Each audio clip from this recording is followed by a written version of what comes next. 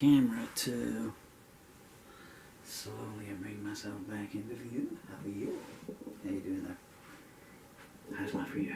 I hope it's good. I'm standing here for 3 hours. Since I turned the cameras on and move everything around. And I'm just realizing just how disorganized I am here. I'm being annoyed by a cord. Where has that gone? I had that just now. Okay, now I'm starting to get... I'm so sorry. There it is.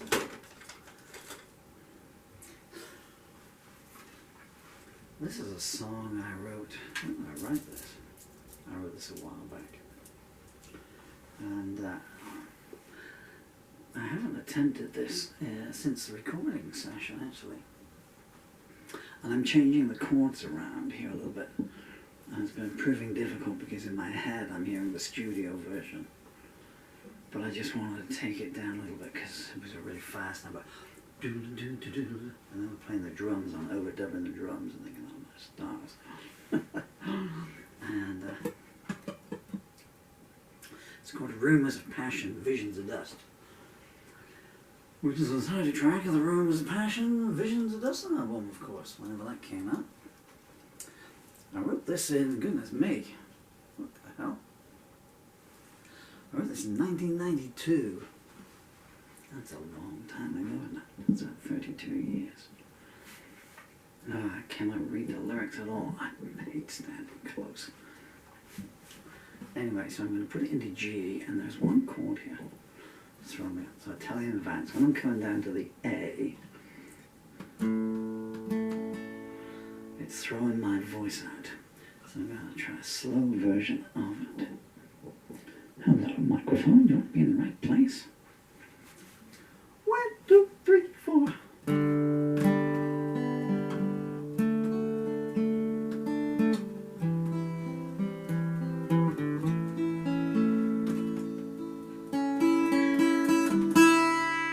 I swear that was in tune just now.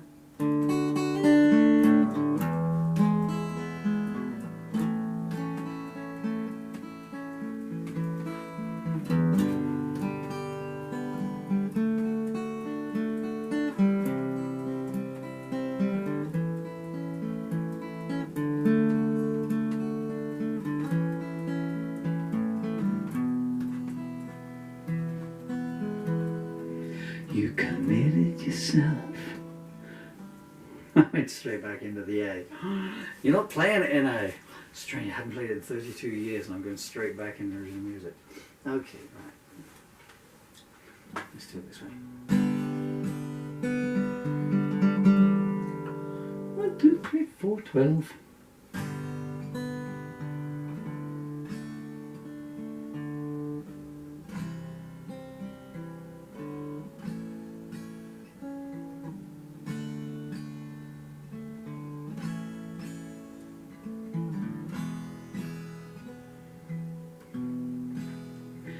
You committed yourself.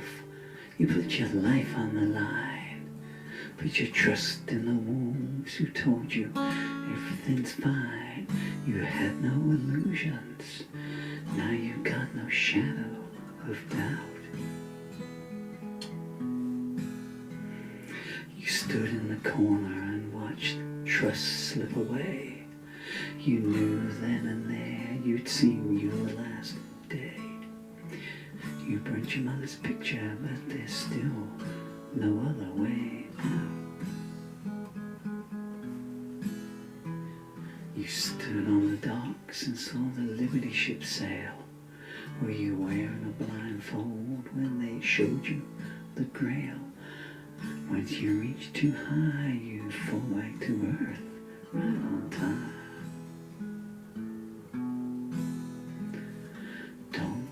The preachers, what do they know? They're just actors and you've seen the show. Remember yourself, and if luck's there, you won't get struck blind. Snow in the sunset, but you walk through the night.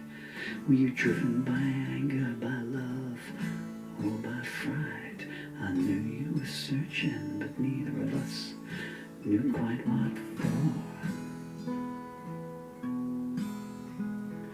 Motherhood beckoned, so your family all said. Then they shook off their cloaks and took wine and bread. No wonder you ran, I could see you couldn't take any more. You went to the doctor, he prescribed you a smile. It's all they know, if you're poor, don't be cowed. Could you use a reference? Do you think it'll get you ahead? Everywhere you run, there's a ladder to climb. Yours led to wealth, so you passed straight by mine. But his feet are clay, and your future with him fills you with dread. You ran past the cops, you went straight to the judge. You showed him your card, but his face didn't budge. You're still just a number, don't matter to him how you look. I heard footsteps above, heard the creaking of stairs. I went for the lights, but there was nobody there. Then you rushed in and I knew what had gone down by how you shook.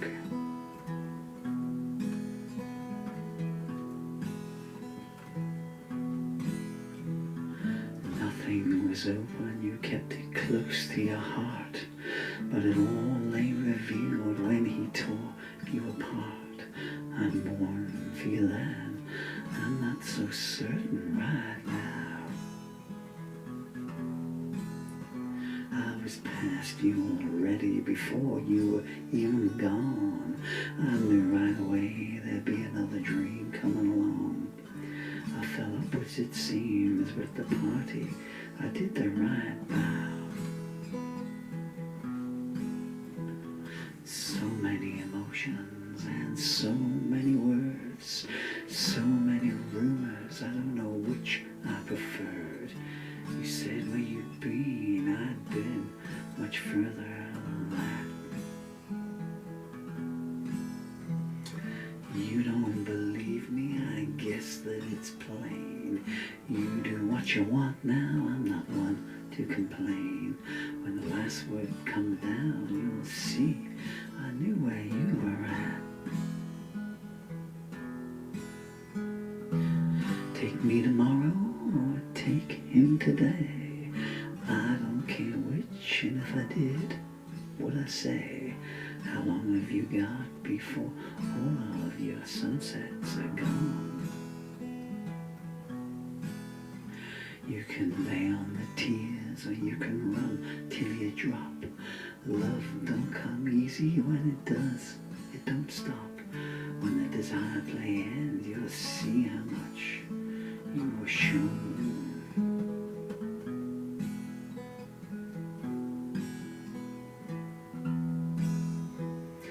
Rumours of passion, visions of dust.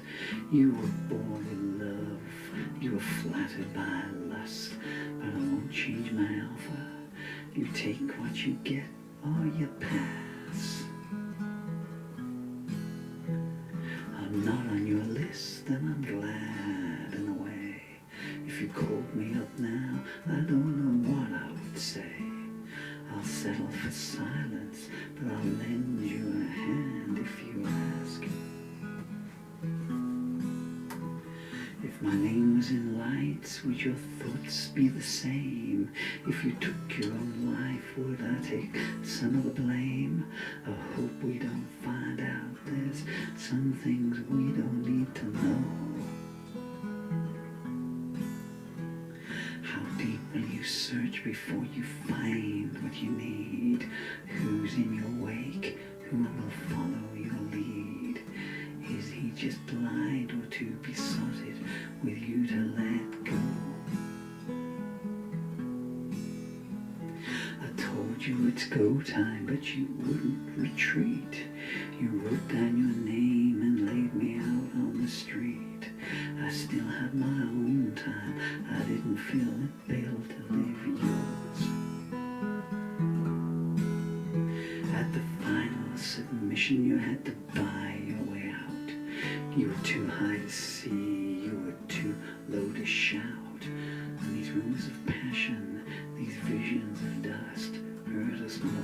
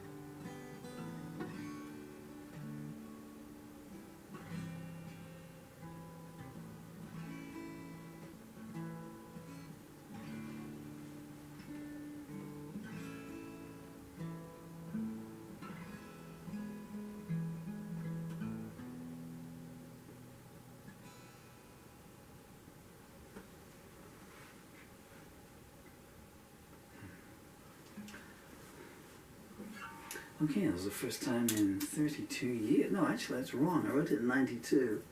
I recorded the album. I didn't have anything to do with it, you know. Back then. Oh, Dylan, I'm so sorry, mate. I left you.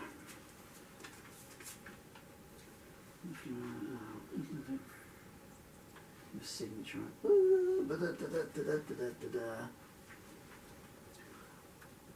Yes, Mr. Dylan, it's your second birthday. I found this film today. It's a travesty of all time. The only way I can get you when you're adults to be able to see the footage of your childhood is to sing a song on YouTube and let me play in the background. That was your Auntie Charlie. That's really quite like your Auntie Charlie. God, she adored you. It's a shame there's a big age difference because I mean you were 2 there, so and you're at 11 now. I mean Charlie now looks like a supermodel. You cannot imagine how stunning. I mean she was always the nicest person in the world, always so talented. She played saxophone to you on one of her trips up there. Yeah. Your Auntie Gay, who's gone back to Ireland now. This will be your Uncle Jim. There's your Uncle Jim there. He's back in Ireland as well. Now, just in a second, this is about up to where I've seen it before. Well, I'll just keep yakking. So, Rumours, Passion, Visions of Dust, I recorded that about 1999, I guess. When I wrote it, I had nothing to do. This is one of the best things I ever bought you.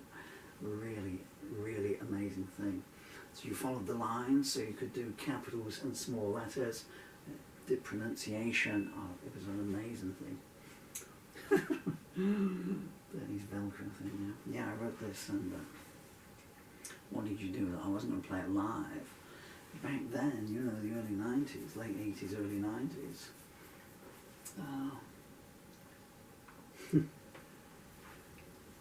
You mean I wrote the song to play it live? I mean, the songs just came. I had no, just like now, I have no say over what comes out. You know, they force their way out, and I go, write me. Grab a pen, something's coming through, and I would keep a pile of songs. You know, so if I didn't use them, other people would come up to me, you know, with songs to use or to buy or to license or whatever, you know. Because all the local bands, you know, and the singers, they all had 2 or 3 songs, you know, good songs as well. But it wasn't enough to make a set apart from a multi-artist bill, you know. So they're kind of, you know, because I already had like 300 songs at that point. There's Charlie there.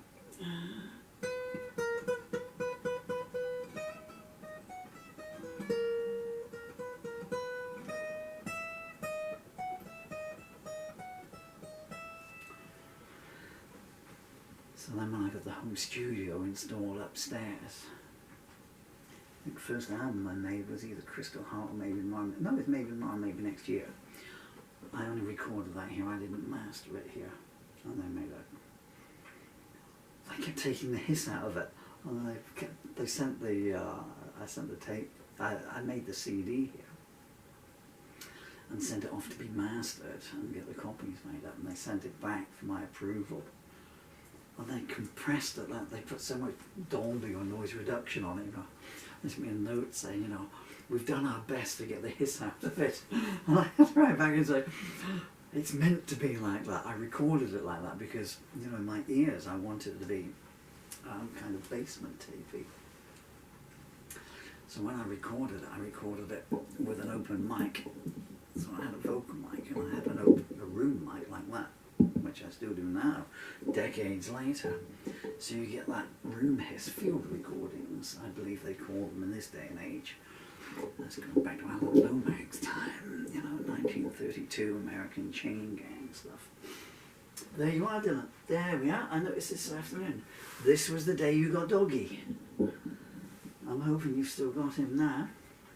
But there you are. Doesn't Doggy look huge there now? When you were sleeping on him for all those years you were growing, like, you know. And the last time I saw him when you brought him down on the train, which is the last time I saw you 3 years ago, you know, he was tiny, you know. But this is the day you got Doggy. And it was your Uncle Jim that gave into it. And look, you've only had him 5 seconds and you're already cuddling him, like, you know, hey there, mate. So, there you go. You don't care about anything else. I got Doggy. So